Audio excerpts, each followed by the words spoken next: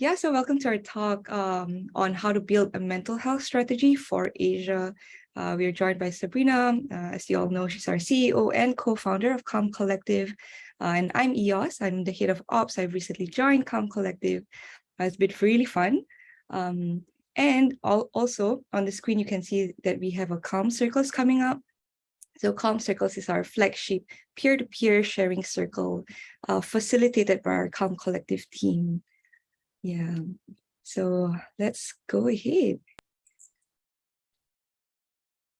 So the first things first, right?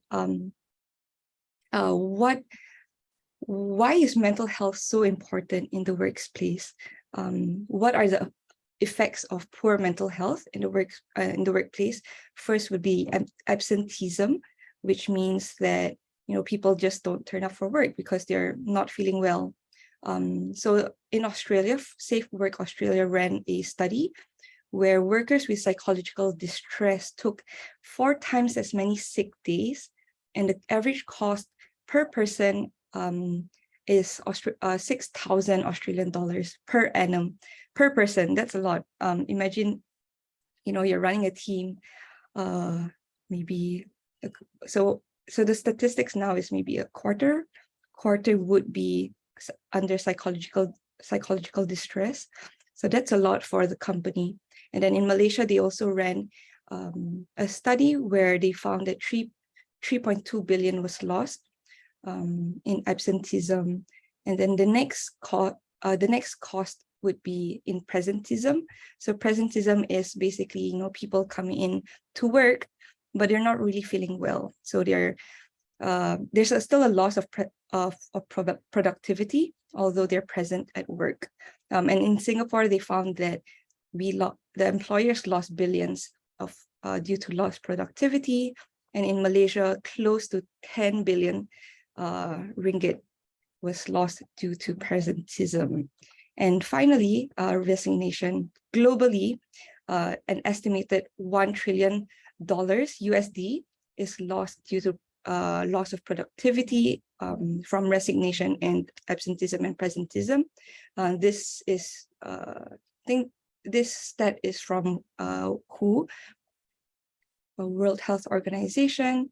And then you can also see that the turnover can cost employers 33% of an annual salary in 2017. And similarly, Malaysia also ran a study where 1 billion ringgit was lost due to staff turnover in 2018. So you can see that it not only affects the individuals, it affects the organizations and society as a whole, the national economic landscape. So, and because of this, there's not a lot of statistics actually in that covers Southeast Asia and Asia. You can try to Google search. A lot of it is from our Western counterparts. And because of that, Calm Collective ran a survey together with Milieu Insight, where we surveyed 6,000 people. So there are about 10,000 respondents from each of the 6 countries: Indonesia, Malaysia, Philippines, Singapore, Thailand, and Vietnam. We're really excited to show you what we found. So regionally, these are the statistics. How has stress from work affected your mental wellness recently? 42% say that they are showing anxiety symptoms. 40% show that they're burnt out, and 3 in every 10 workers show that they're disengaged or they have a high intent to leave, and 1 in 5 show that they are showing depressive symptoms. So these are really alarming statistics, right? So Sabrina, you've been in this place, this space for a while, and then you can see that work stress is so adamant, right? Mm-hmm. How do you think organizations have been trying to address mental health at work? Yeah, I think the whole reason for this conversation today is because organizations are realizing that individuals are, they're having a very hard time in the recent times, especially with all the changes they have to navigate, as well as like the changes in work modality, as well as, you know, there's also been a lot more attrition these days. Therefore, the individual has had to like kind of just tank a lot more work than usual, right? Than maybe a few years ago. So I guess when we're talking about mental health at work and how organizations have been trying to address it, obviously there has been a lot more pressure for companies to do something about it, simply because they want to increase like employee engagement. They want to make sure people are not leaving. It does obviously affect the business bottom line, right? Mm. So what are companies doing about it? Well, I think what we've seen amongst the clients as well as organizations that we speak with is that typically the first top of mind thing that they want to do is like, hey, so we need to do something about it. There's one of two ways. So one, what kind of resources can we provide to the team? So this could be in the form of their employee assistance programs. We have seen companies like review their offering when it comes to providing counseling, therapy. So that's one of it. And then the other thing would also be around how can they provide programs. So that's normally where we come in. You know, they've seen talks like these, and they come to us and say that, hey, we want to do a talk around mental health, burnout, stress, practicing empathy at work. These are usually like the starting points for companies. And so these are the companies with, let's say, resources, right? And then on the other hand, I guess what maybe small companies with less resources might be doing is they're also looking into what kind of free resources are out there. So, you know, talks like ours, as well as, you know, there's a lot of ground up initiatives as well in the region now, where they're churning a lot of resources. So these companies are looking for the free resources out there. Obviously, there are also a lot of like nonprofits in the space, charities that actually offer a lot of pretty good services that like even companies can tap on. Oh, I think Sabrina That's actually been froze. around. Oh no, am I Sorry, could back? you? Yes, yes. Maybe you could rewind 10 seconds. Oh. Okay, so I was talking about resources and then programs, and what companies could also do for free, right? So I'm thinking about, you know, companies which have a lot more resources, like maybe the MNCs versus the SMEs, right? Because Mm, everyone is trying to figure out how can I tackle mental health at work. yeah. So Sorry, for that, just to point out, because yeah. SMEs would be small, medium enterprises. Yeah. Yeah, the smaller companies, Yeah. like even ourselves, right? Yeah. So, yeah, what we're seeing amongst in the more recent times actually is around how can companies start creating cultures that actually are mental health friendly, right? Mm. They're realizing that com- um, yeah, the resources are usually turned to when it's a bit too late, or like, you know, preferably if possible, they're trying to figure out how these mental health conversations can be had much earlier. So there's a whole like culture shift that's starting, but also the usual go-to would really be to look at like what kind of resources can I provide my staff, what kind of programs can I run. Yeah. Yeah. But do you still think that there's a lack of resources in Asia? Uh, it's hard to say, because so there are actually a lot of resources available, but I think one of the choke points that we see really is amongst the mental health professionals, right? So Mm.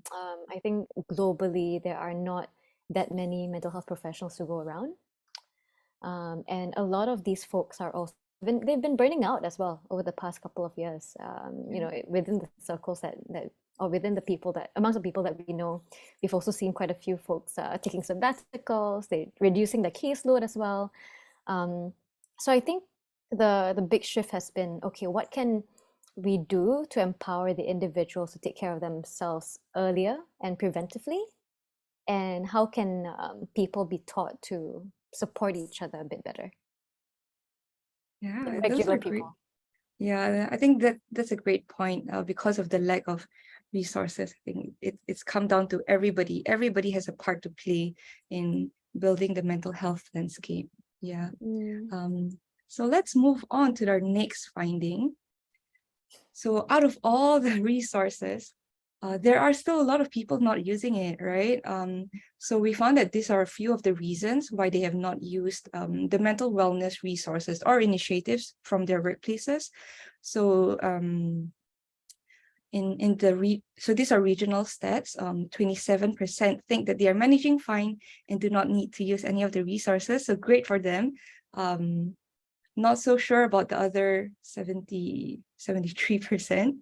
And so the other 73% would likely not use the resources because they don't have the time, and they prefer to use resources outside the workplace, and they also don't know how to start or where to start with the resources, because there's a lot of resources.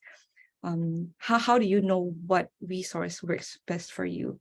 And the other one, I think this is especially for EAP programs where they don't want their colleagues to know if they're using certain workplace resources. And sadly, 7% thinks that they've heard from their colleagues that the resources are not useful. Yeah, so Sabrina, why do you think that the resources so for backtracking to the I am managing fine and do not need to use any of the resources, why do you could it be possible that a part of this statistics would be people are just not aware that they need these resources? Yeah, I mean, I think there's two parts to it, right? So, I mean, assuming that the person actually means that they're managing fine and they do need it, that's actually great, right? So we want Yeah. more people to feel that way. But on the other hand, I think there's a little bit of education to be done, in the sense that these resources should not be something that you resort to when it's, when you're already in, struggle mode. Is it something that people can turn to a bit more proactively when you're already feeling that bit of stress and you want to tackle it at an earlier stage? So I mean, in the ideal world, we actually want more folks to just say like, hey, I'm managing fine. I don't need to use any of these things. Yeah. But I think yeah, it's curious to discuss the other points, right? Yeah. Yeah. So moving on, why do you think people they're saying that they don't have time to use resources? So what can companies do to address why they're not using these resources? Okay, so I don't have time to use the resources. That's normally because I mean, I think one of the we actually did have a question around what's been causing stress to people in the workplace, right? And one of the big factors actually has been increased workload. So that's something that obviously can be. We did talk about that. Workload increasing. It's something that has definitely been happening, especially in the recent times. Are there ways to be able to better manage your workload and communicate that you need help or you need to like move certain deadlines within your team, so that you'll have more time? But I think a lot of us say I don't have the time, when you're supposed to do like very important things. Like for me, I tend to say I don't have time to go to the gym, that kind of thing. But Yeah. yeah, but it's always possible to make time if it's important, right? Yeah. Yeah, I think the two things that we hear about a lot in the work that we do has actually been around stigma. Like I don't want colleagues to know that I'm using certain resources. Or it's not useful. And we also hear a lot about I don't know about the resources that are available. So in fact, yeah. I was talking to a friend who works for a company which I know for a fact gives counseling sessions per issue that they Mm-hmm. face. And I was like, why don't you just go call? Why don't you take that up? Go for it. It's there for you. And he said, oh, I had no idea that we actually had this. And I would actually have to go and like search under a lot of like, resources to actually get there. So Yeah. where Calm Collective comes in a lot of the time is for us to help companies actually educate people around the resources and also to normalize the usage of the resources. Yeah, because the last thing that employers want is for someone to burn out and leave without a or if someone faces certain mental health conditions. I mean, I think preventing it would be always the best option. Yeah, those are great points.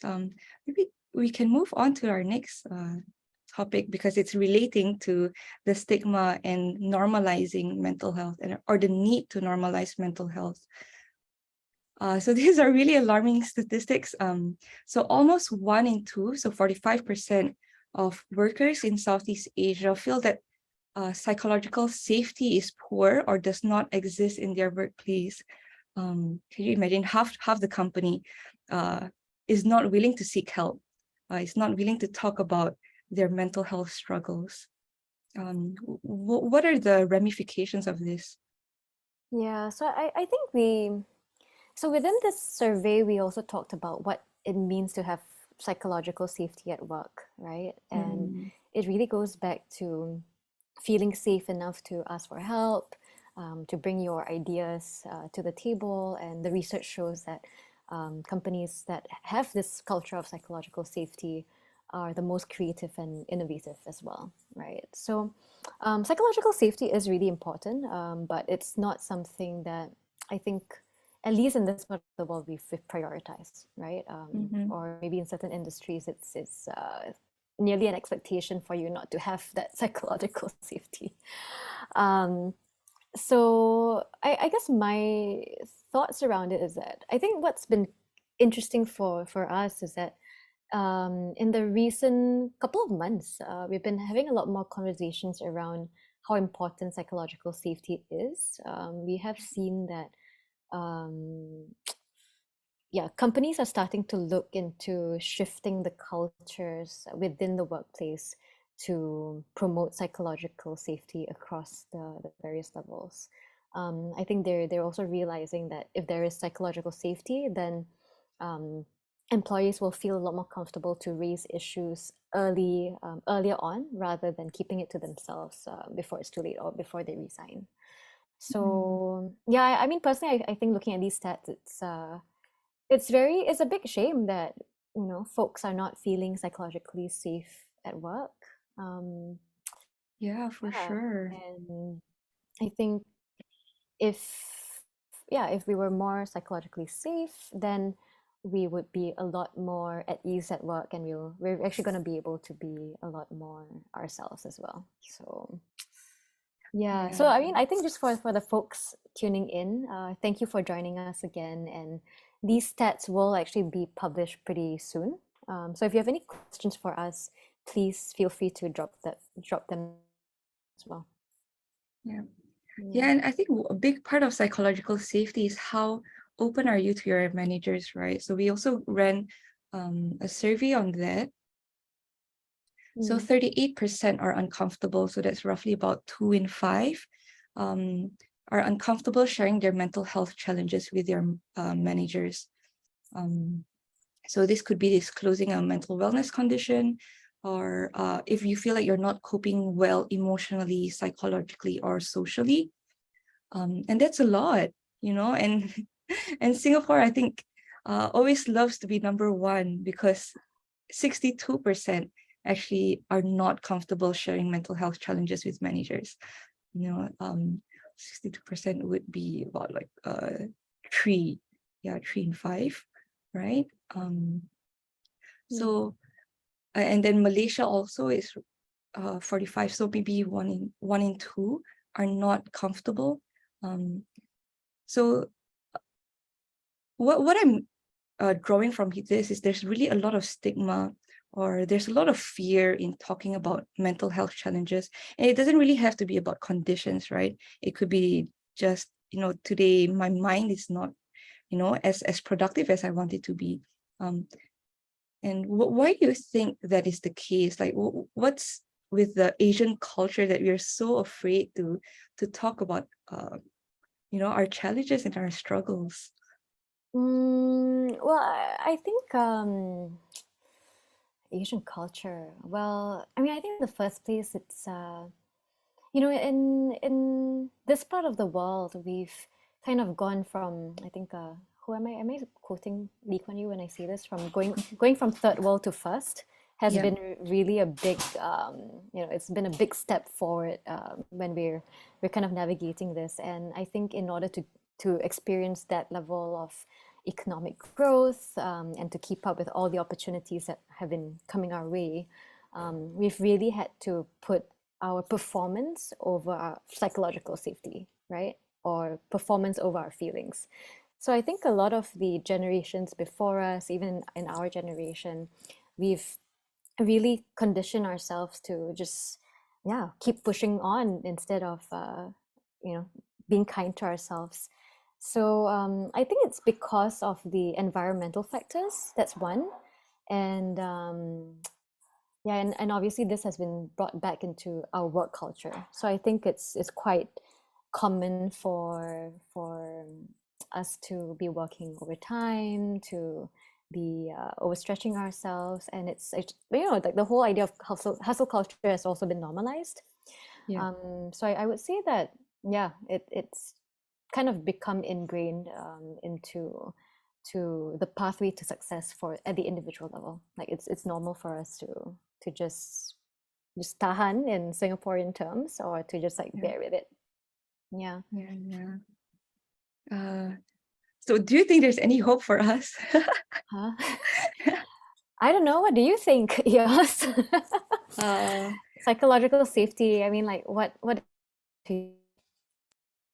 So my thoughts are that, well, I guess our Asian culture, right? There's this, we always want to save face because we don't want to show our weaknesses, because we're always afraid that someone will exploit it, or people will think that we're weak, we're not capable. But actually, a huge part about psychological safety is vulnerability and human connection, because at the end of the day, we're all humans, aren't we? Right? So that's in the ideal world, right? And that's what we are working towards, normalizing mental health conversations, not just in our communities, but also in our workplaces. And how do we get people to be comfortable about just being honest with themselves and being honest with people? Earlier this week, I wasn't having a very good week. I was experiencing a lot of grief.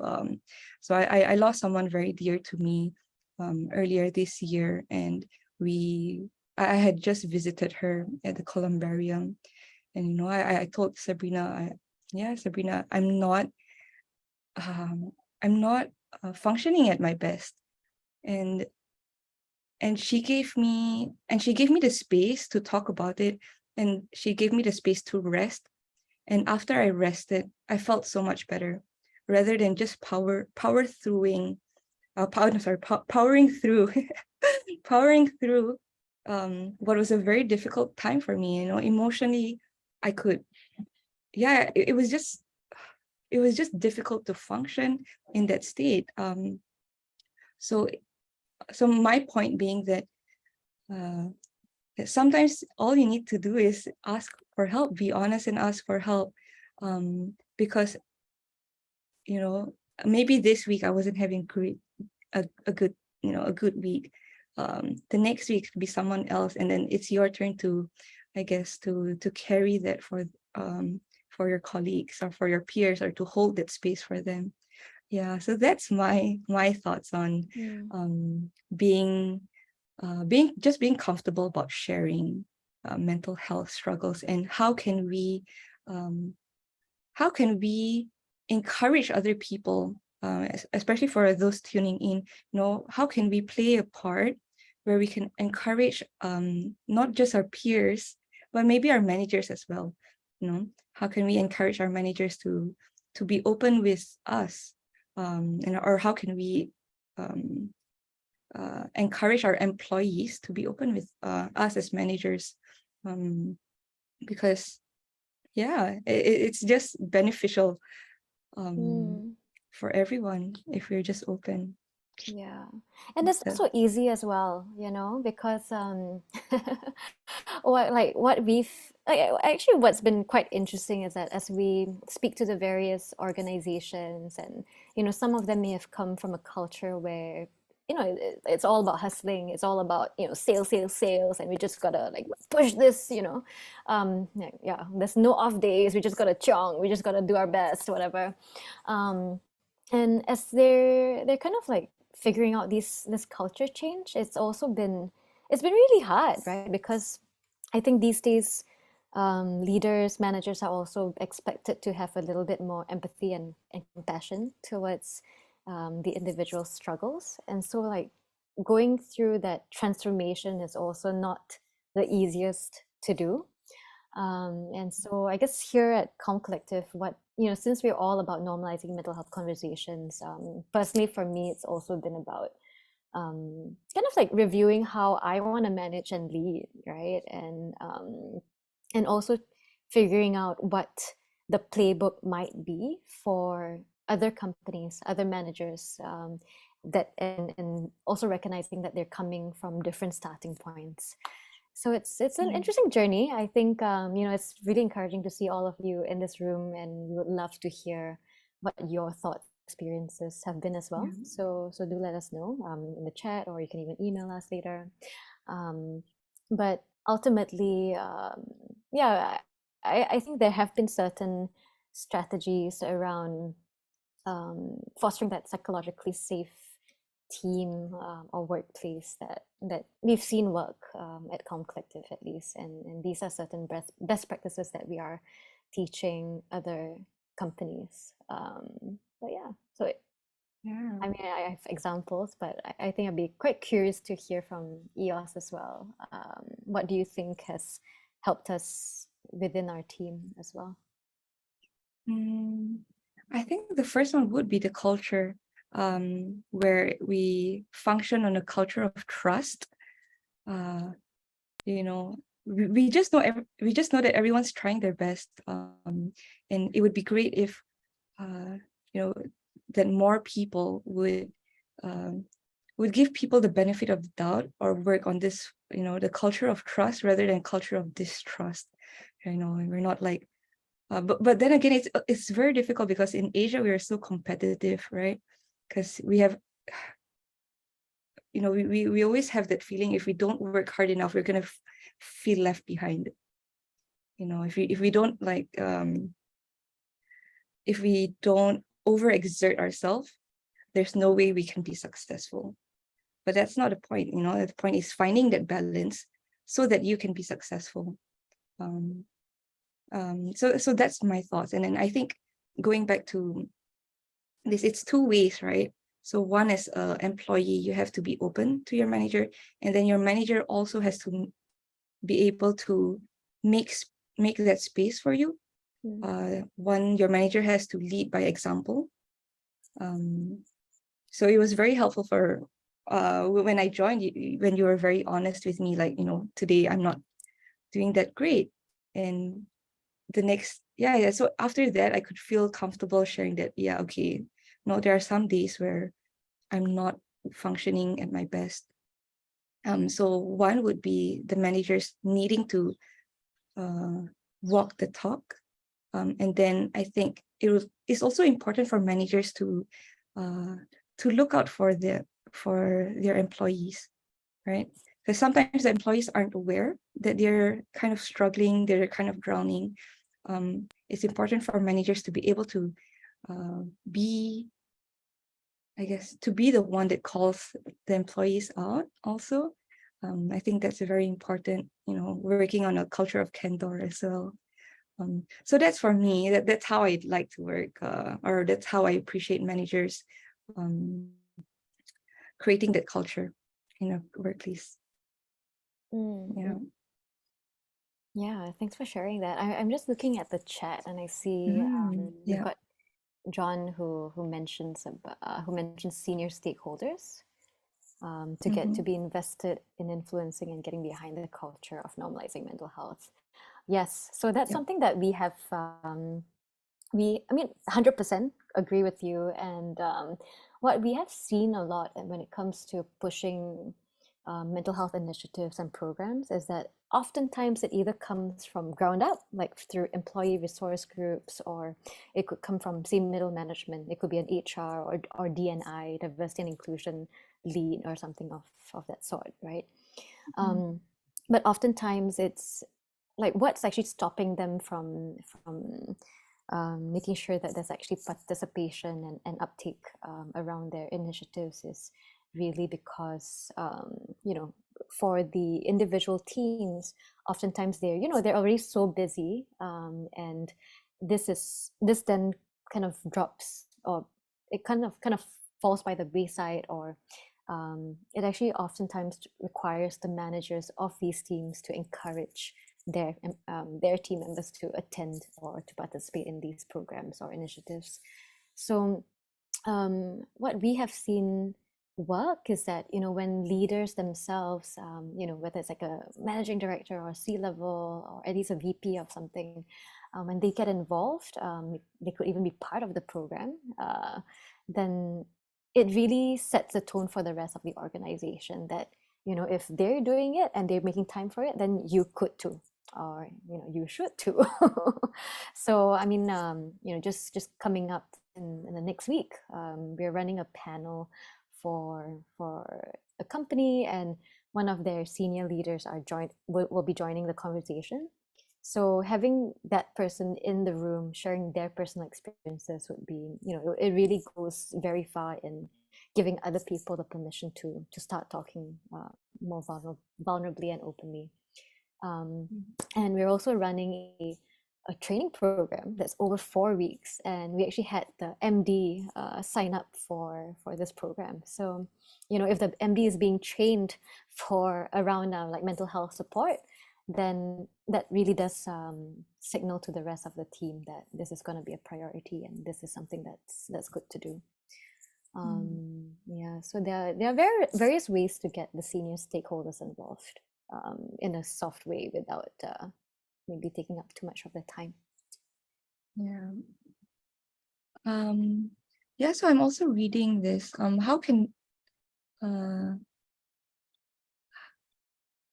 how can we convince a company who doesn't emphasize on mental health, right? So it's not just the leadership. I think it's like Mm, all around.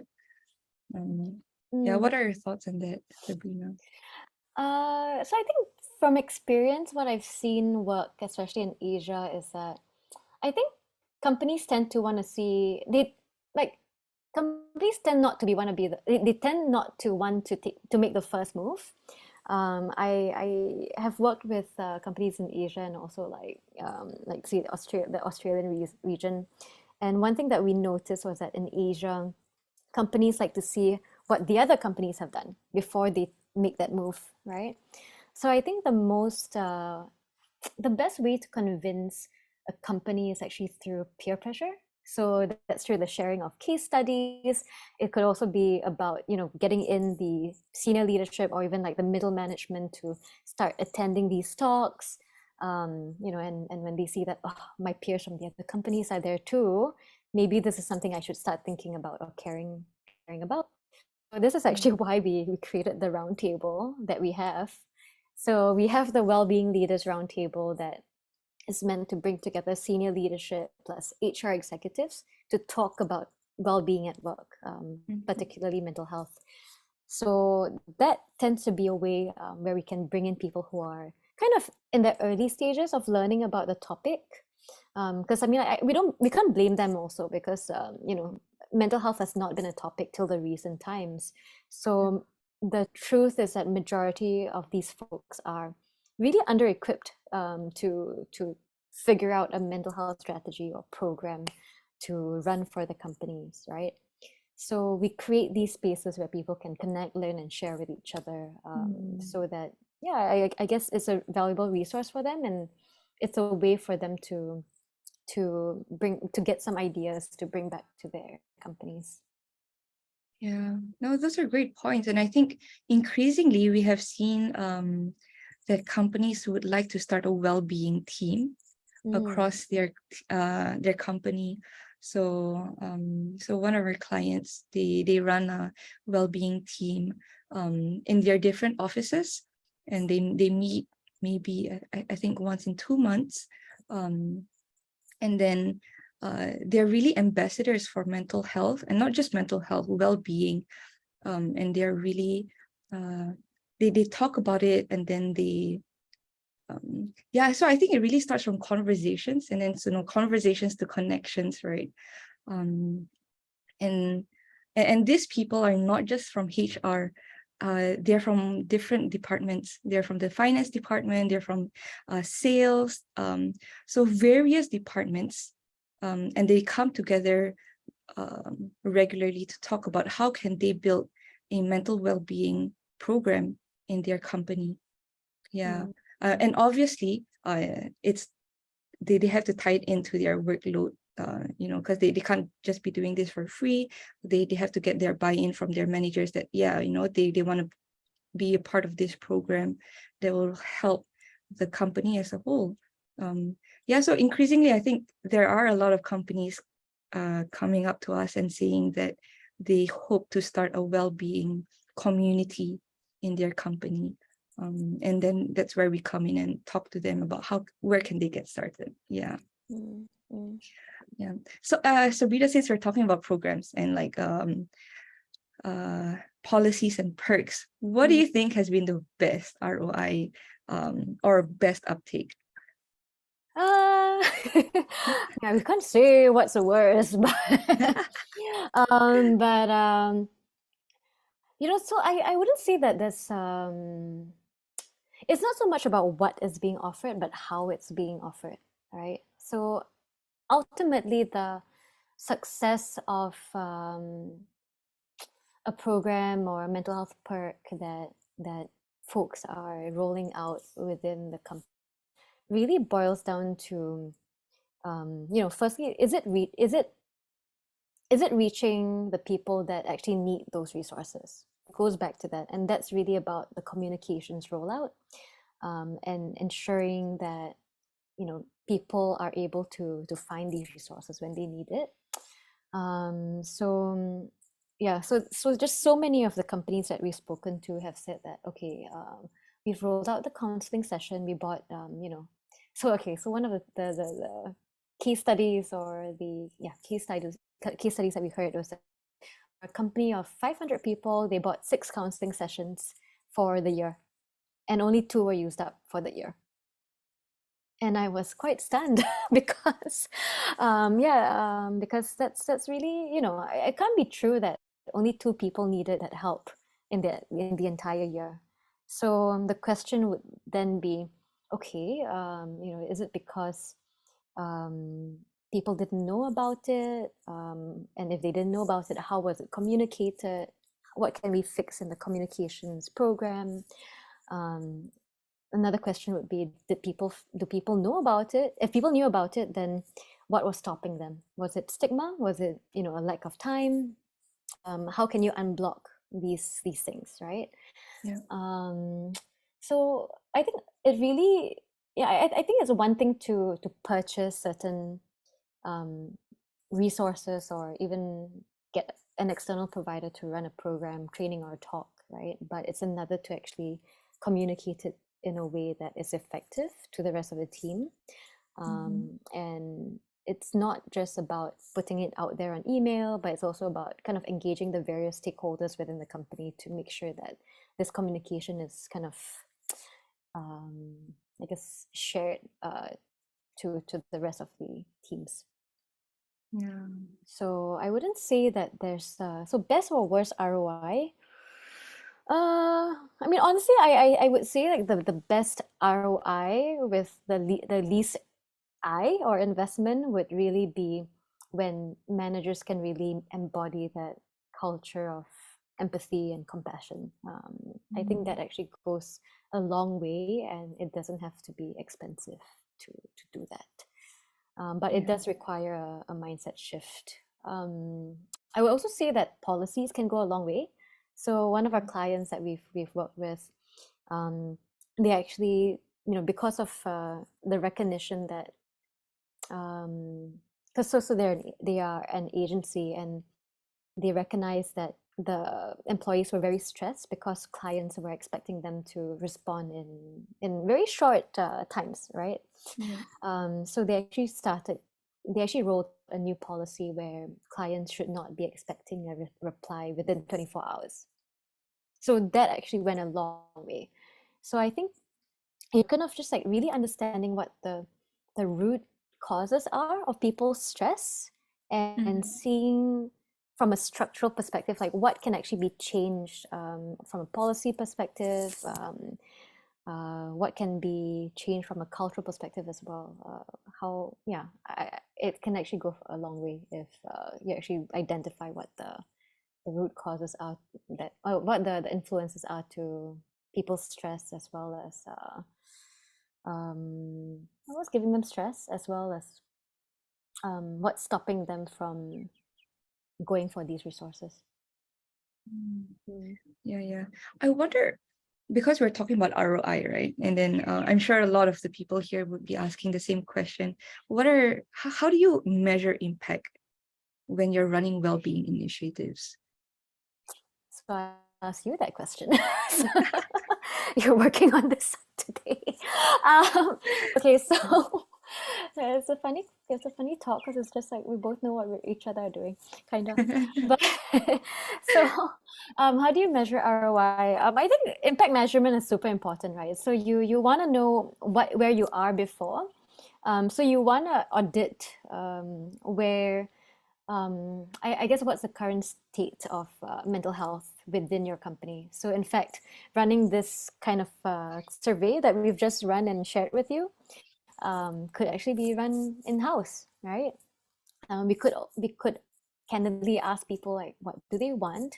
There can be a dedicated survey around mental health, and ultimately, then these questions can also be integrated in the quarterly or annual employee pulse surveys. After every program, there should always be some kind of feedback mechanism, so that you actually know whether something is well and is landing well. Eos, do you have anything else to add? I think for impact assessment, it's really important to know what your success definitions are. So, for example, if you're planning to run a well-being initiative, like a training program, again, like I'm echoing what Sabrina said, finding out what are their confidence levels versus before the program and after the program, because we've run a couple of sessions, I guess, or trainings or talks with clients, and they don't have any pre-surveys. There's a lot of post-event surveys, but not enough pre-surveys. So it's really comparing that change in mindset. So for example, if you're, we're looking at the screen now, 38% are uncomfortable sharing mental health challenges with their managers. Could it be because the managers aren't trained? They're just not trained to have that mental health conversation. So even managers themselves are pulling away from these conversations. How can we then train them? So it'll be very important. So it'll be very important to compare the pre and post of any initiative. And then, getting that data and that information and bringing it up to your stakeholders and saying that, here, look at this one small training that we did, and look at the impact it has.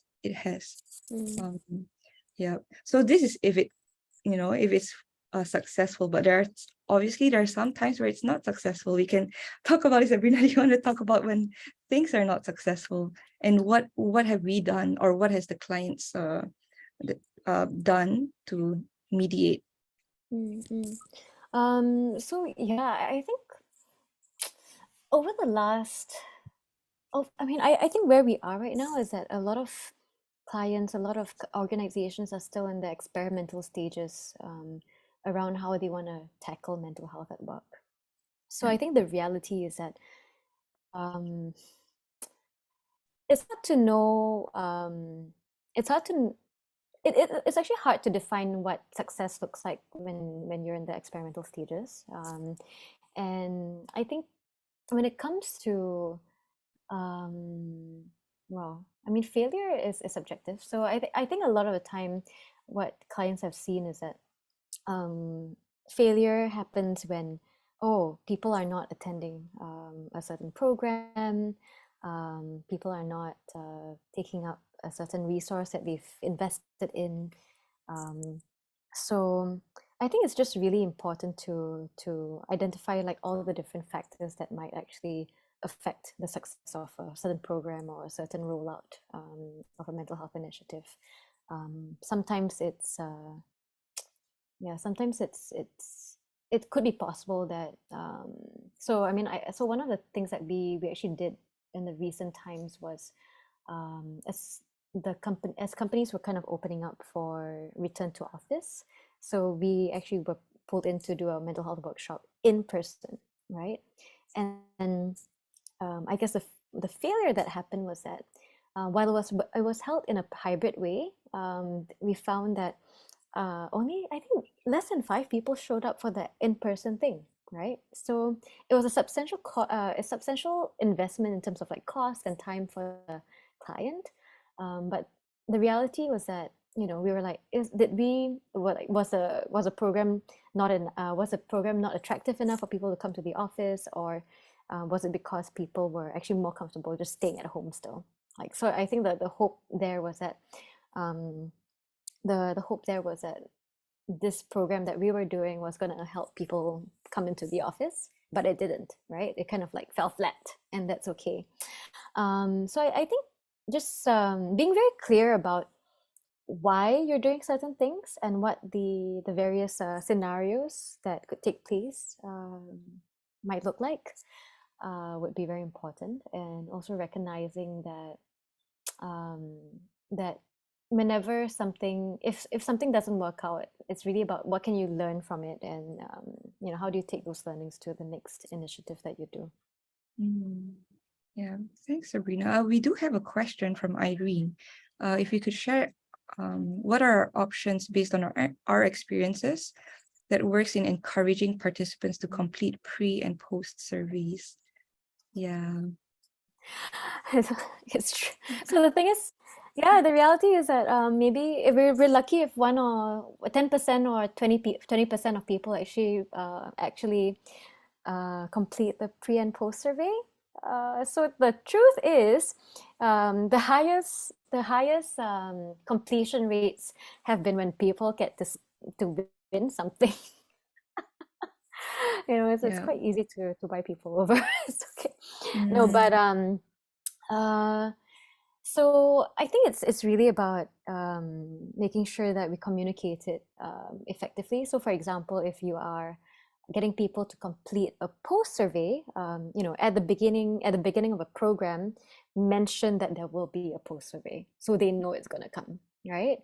And kind of like making sure that the program doesn't overrun. This is kind of like a logistical thing. Like we could actually make sure that, okay, we finish 5 minutes before the time that's set, so that we can actually get to the post survey, so that people can do it on the spot instead of like just mentioning it after the fact and people will forget about it already.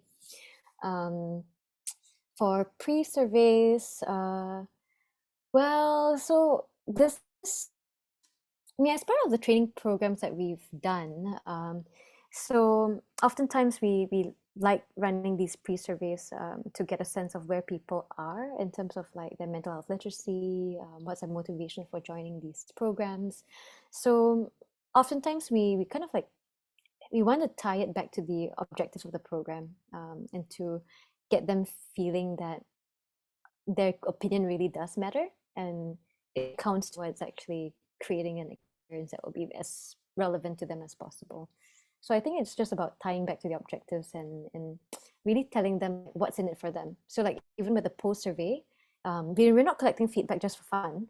It's really because we want to make sure that the future programs that we do for you will actually be relevant and not a waste of time, you know? Yeah.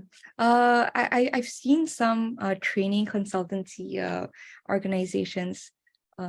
So they in a way they forced the participants to complete the survey, because at the end of the survey you can download the learning summary. So if you really want to get that post survey, sometimes that's a way that you can do it. But again, this is controversial. Some people don't think it's right, and yeah, it's really up to you. Whatever you're comfortable with. Yeah, I think it goes back to being very clear about what's in it for them if they were to complete that survey, right? Yeah. And possibly also setting expectations around like this will just take 1 minute, you know? Yeah, around the time commitment as well. Yeah.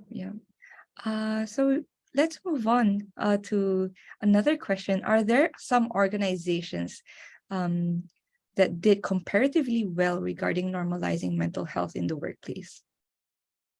Sabrina? Yeah, I mean, yeah, I have a couple that have come to mind. And I think the best practice for them is actually, I think there are two things. So one actually would be around having that culture of psychological safety, really. So, and with a couple of companies that we work with, we've seen that the bosses, the managers are very involved in crafting their program and strategy around mental health. Second best practice that we've seen is that also when it comes to coming up with a mental health strategy, it's not just about like, okay, do we have an employee assistance program? Tick. Are we running 4 talks this year? Tick. You know, it's not like that. It's really about recognizing that that you want to be able to have the right resource for the you want to have the right resource at the right time. So oftentimes they would have their own version of a step care approach where they recognize people on the entire mental health continuum from, you know, maybe they're thriving or they're trying to survive to people who actually need that critical help. So having that step care model that addresses the different segments actually has been like a key best practice for organizations to actually make sure that it's addressed at all the different levels. Yeah, thanks for that. Yeah, if you have any more questions, feel free to keep them coming. Next question we have, what happens if employees are skeptical about the organization's efforts? And that's true. We do see it in the organization's effort to talk about mental health in the workplace. In other words, they only see it as a PR effort, and that the company actually doesn't care. Yeah, we've heard that. We hear that a lot in the, you know, amongst like the like maybe middle management or like from the ground, right? That, oh, hey, my CEO recently said that they care about mental health, but you know, nothing's actually being done internally to make that change. So what happens if they're skeptical? Well, I mean, there's distrust and and it's not going to be a psychologically safe space. So I mean, I think then what actually needs to be done is for these organizations to actually walk the talk, right? And instead of just communicating that mental health is important, it's really about, okay, what are the next steps that the company can take to actually, I guess, both shift the culture and also provide the relevant resources within the company. So as we've seen, it's not enough to just provide resources. It's also about having that culture shift where there's no stigma, where people feel comfortable to seek help and leverage these resources.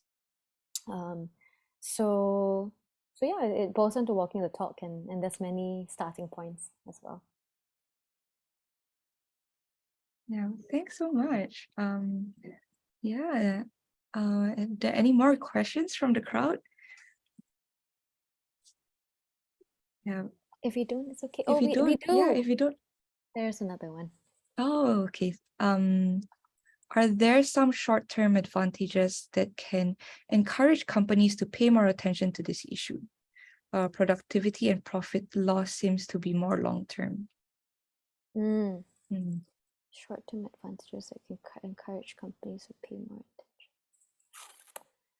Well, I think short-term would kind of be people leaving the company, right?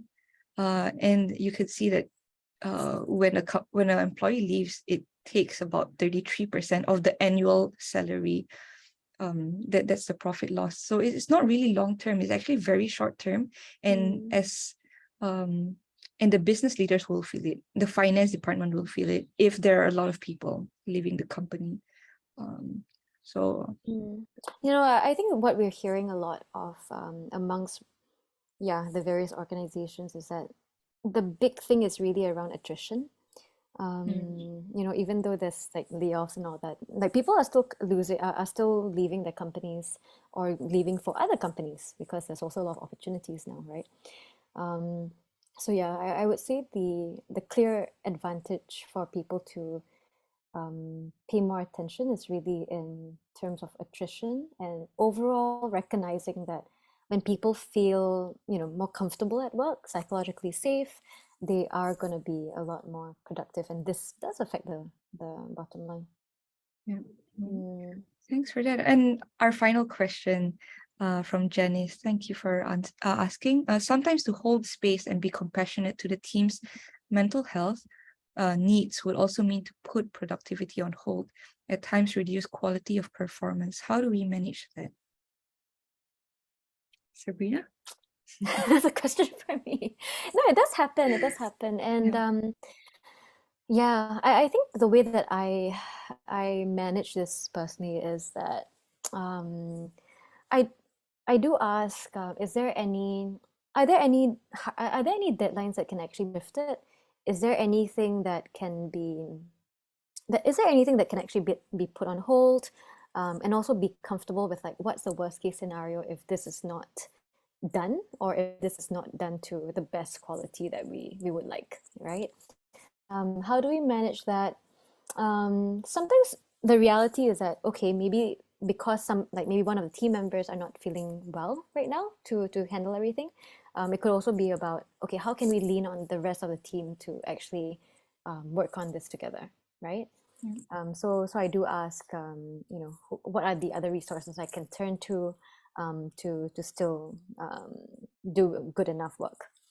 So basically the question is, so what are the resources available to still make this happen? Does this really need to be happen right now? Is there any other way that I can manage other stakeholders related to this project to potentially shift deadlines as well? And sometimes the worst case scenario also is just not doing it, right? So there have been instances where we just decide, okay, this is not something that we'll do right now because it's more important that we take care of the team. Okay. If you have any other questions, feel free to drop us a note at team@calmcollective.asia. I'm happy to have a chat with you also if if you're trying to change things in your organization. So just let us know and we'll be happy to help. All right. Thank you, everyone. Thank you.